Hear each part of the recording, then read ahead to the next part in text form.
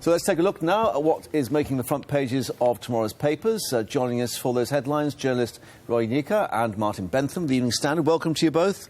As ever, first, the front pages with the Daily Telegraph warning that David Cameron will announce thousands more schools could be taken over by the government as part of an all-out war on mediocrity.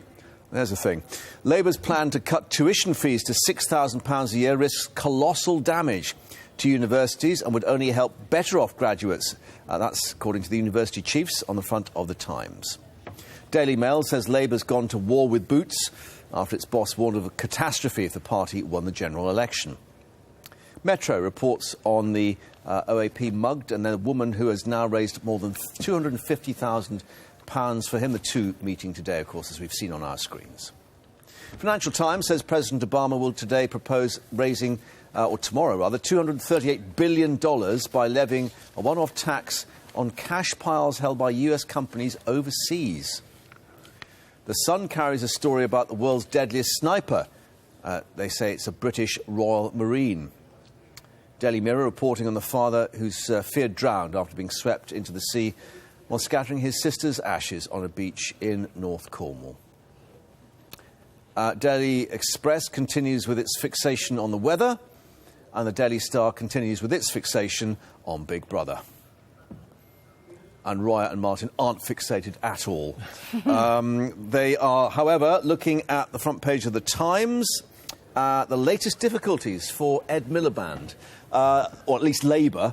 This is the plan to cut tuition fees to £6,000 a year, which the universities, surprise, don't like.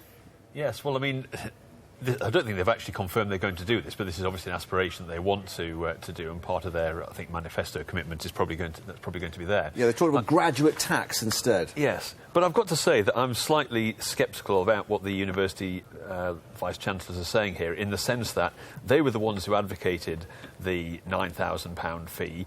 They actually shot themselves largely in the foot, I think, at the time, because, of course, the government then responded. They thought they were going to get lots of extra money and more independence. The government then responded by chopping most of the arts funding in particular, so the arts faculties got no extra money at all.